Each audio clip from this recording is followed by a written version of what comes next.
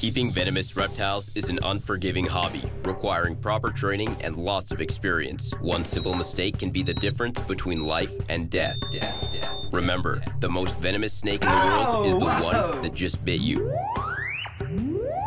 There are no venomous snakes with training wheels. Just because you see viperkeeper handle snakes a certain way does not mean you should try it too.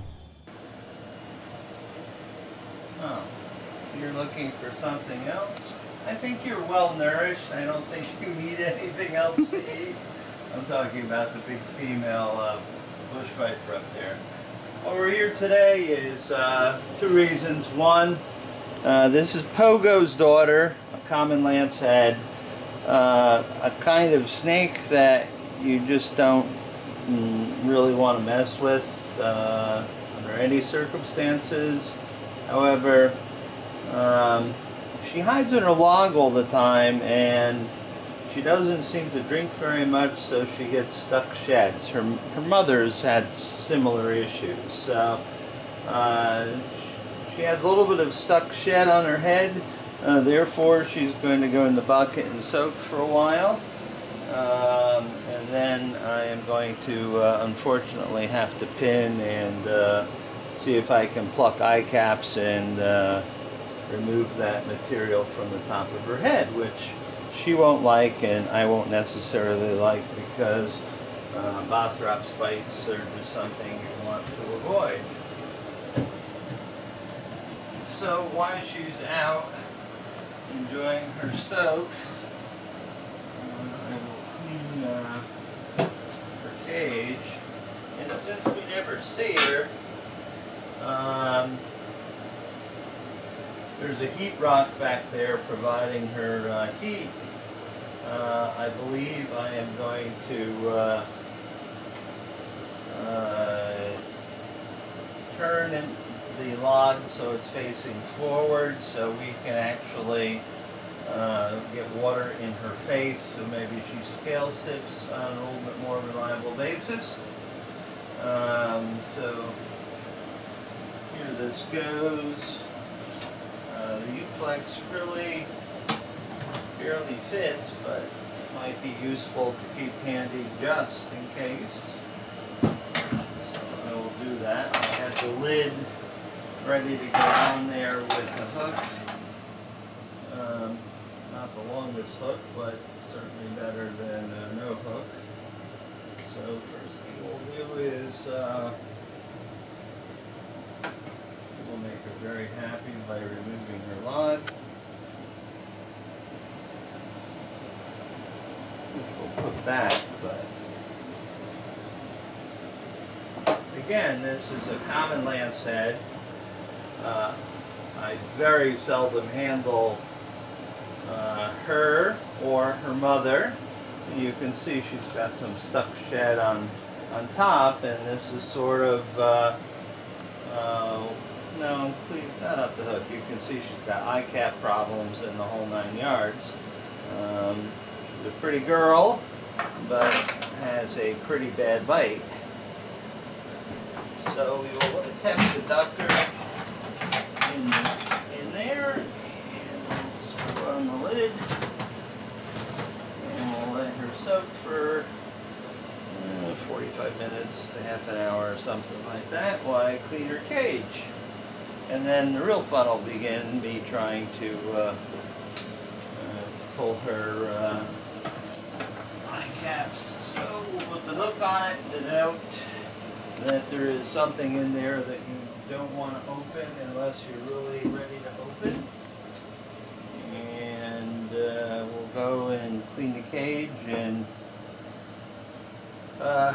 restrain her, and at least try to pull the eye caps, the stuff on top of her head I don't really care so much about, but I'd really like to get the eye caps off and stuff, especially since this is 2 sheddings that she's managed to get stuck on the top of her head. You know, despite the fact we have misting systems and Lori daily wets the substrate down, and sometimes it just doesn't work.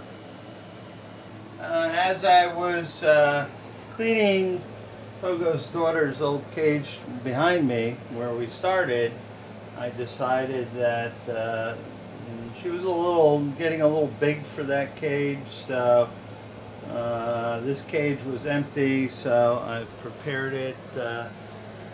She has a different log in there, but she's got her tree and her rock. It has a heat panel and one of the new nice lights, not that she ever comes out. So the next step is to assess the situation, whether she was able to get her own shedding off, or I have to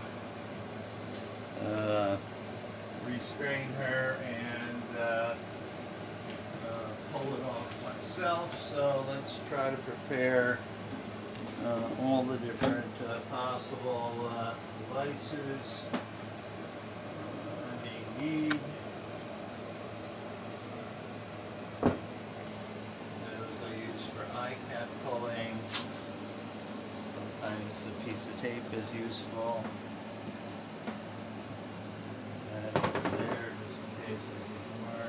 Of course, we have the gentle giants, just in case. Yes, because this is a Bothrops and it's Pogo's daughter, and no telling what mood she's going to be when she comes out of there. But regardless, I'm going to have to restrain her and pull eye caps and all that fun stuff.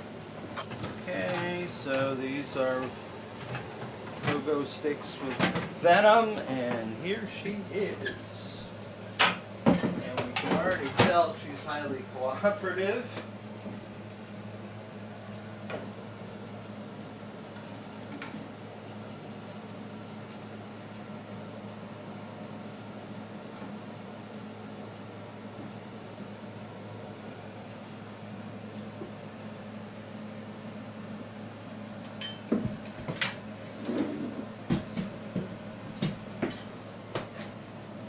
Yes, now we have fangs out.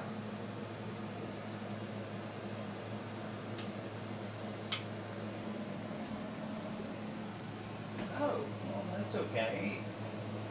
Waste as much of your venom on that as you possibly want.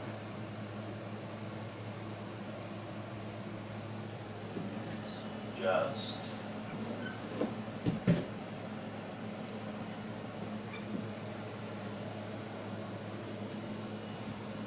an unhappy camper. Wow, I thought I let you go. Oh, bite Don't yourself. bite yourself, dummy. Well, it's better that she bites herself than me. Well, this is true.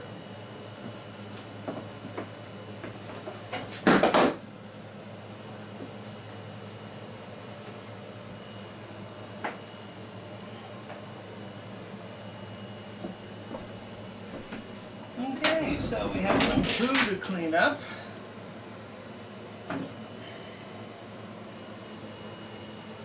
Okay. Unhappy camper. The tail is letting us know that.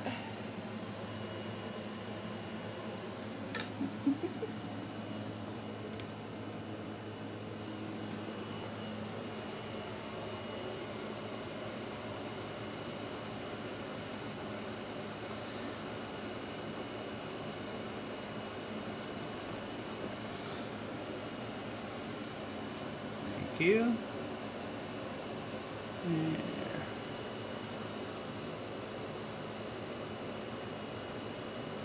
Okay. All right. Since I have her in this position,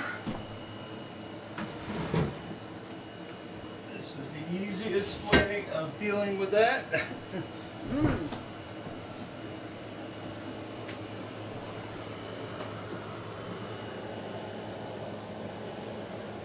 Yes, she is. This is why we don't play with Bothrops unless we really have to.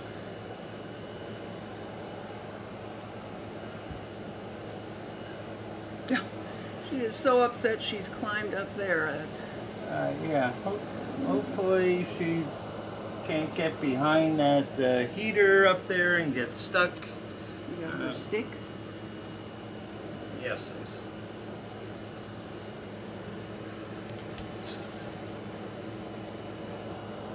Bothrops are very twitchy snakes. They do not like to be handled. They do not like to be moved. The only thing they like is when you bring them rats. That went about as smoothly as it could. That was Yes. nicely done. Very nicely done.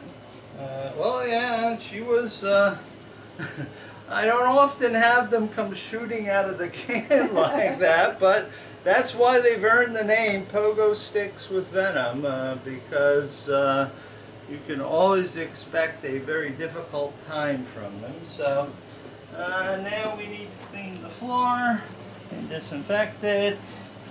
I'm sure Elvis smells all this musk and stuff. The hook will go in this side first just to neutralize any venom on the handle, because I know there is some. So we'll let the cavicide work for a second or two. We didn't need that. These items. Here's what was pulled off, which shows the eye caps very nicely.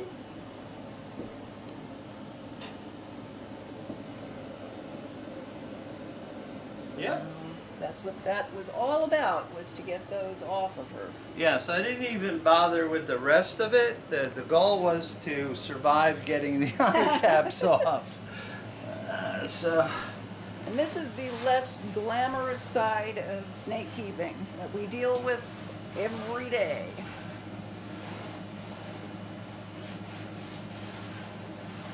Yeah, unfortunately, some of the urate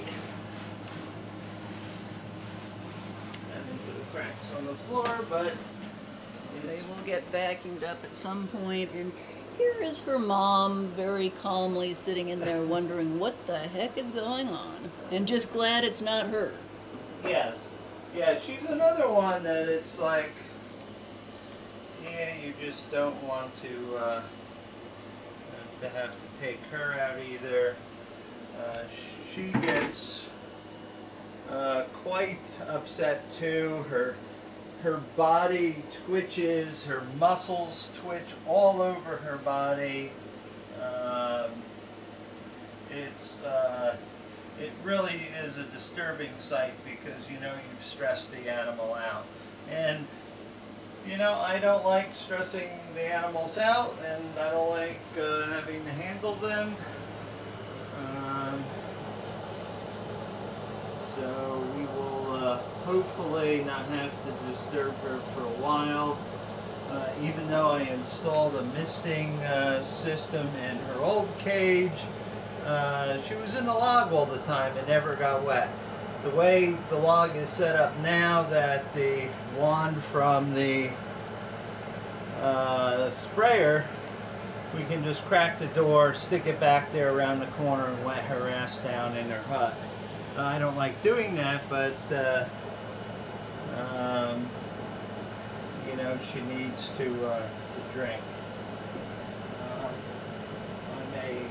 I may want to hook her.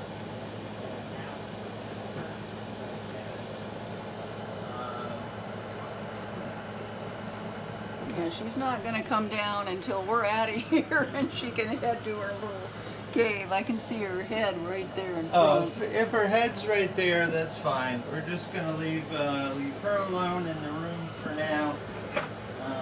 I can do things in other rooms, give her some time to chill out and to recover from the ordeal. I've done up a whole bunch of videos recently,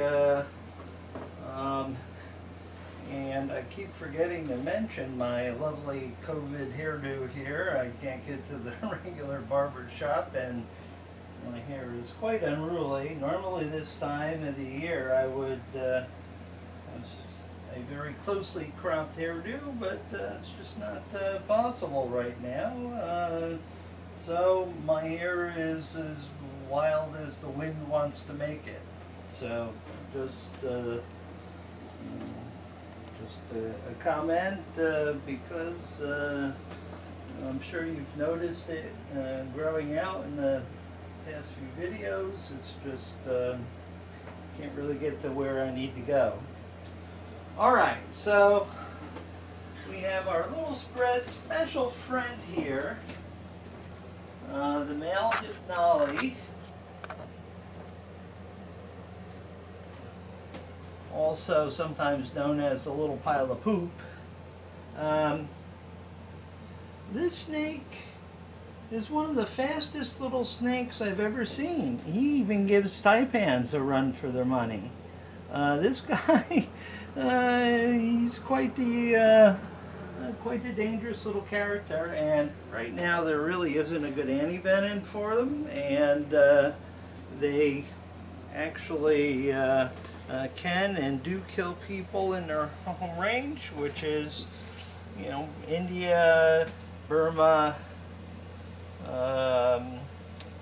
other parts of South Asia there. He's not feeding. The female's eating well on his own. The male not so well. So we're going to force feed him like we've done before. And this is quite a very daring task, dangerous task. I could certainly take a bite. And that's why we have him in this big tub under as big of a lockdown system as we can possibly devise, because he is something else.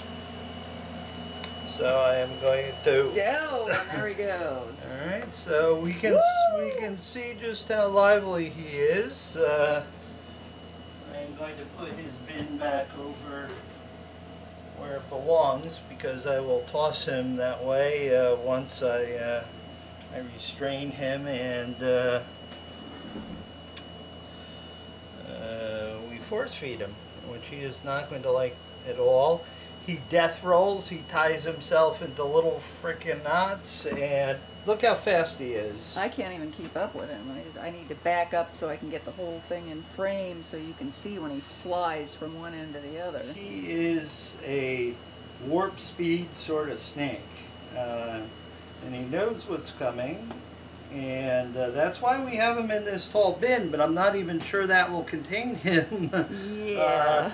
You know, if he gets out, I've got my heavy boots on, I'm going to have no choice but to step on him until we can get an appropriate pair of tongs and grab him, which I will put down right there just in case. I can't let him roam free, even if it means that I need to end his life. That said, here we go.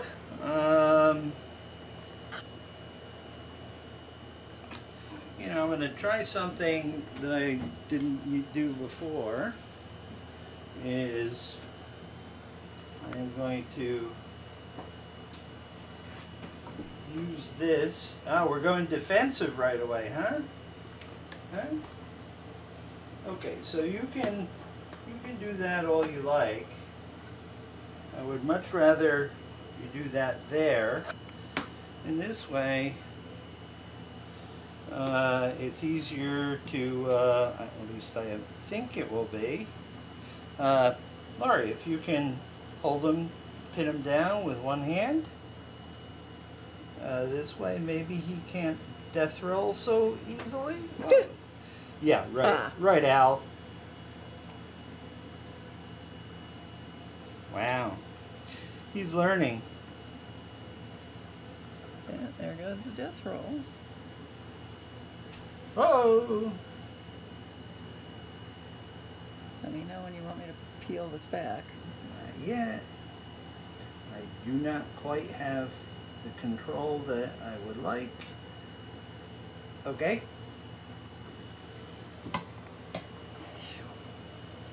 It's not chew until we put them back in, so Gotta watch them. Now, we have to make sure that we don't go down the wrong pipe here and inject food into his lungs, so we'll make sure that we're... Oh, this is not so fun. Sorry, folks, but I gotta help him at this point. It's a very dangerous situation.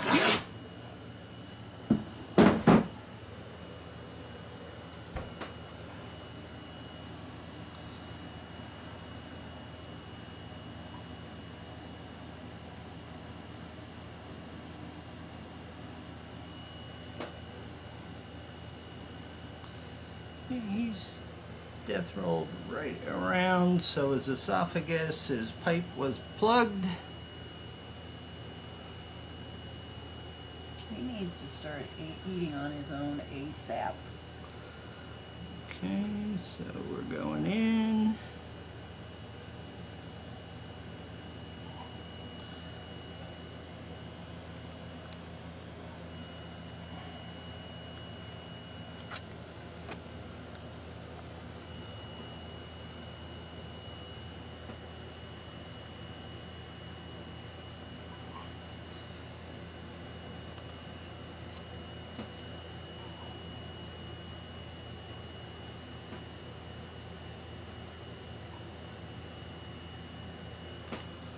Okay,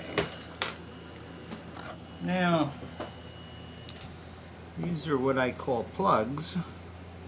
They're actually very, very small pinky mice that I will attempt to stuff down his nasty little mouth here. Okay, so there's one plug. It sort of exploded as I sort of expected it to. And you see a bit of regurgitation. Okay, so maybe now all this, and we'll squeegee it down. Okay, so now here comes the fun part. Okay. On a stress scale of 0 to 10, that's probably close to a 10. I would much rather work with Elvis or Little Reaper. Yeah, this guy's really turned into a little hellion. Yeah, he is insane.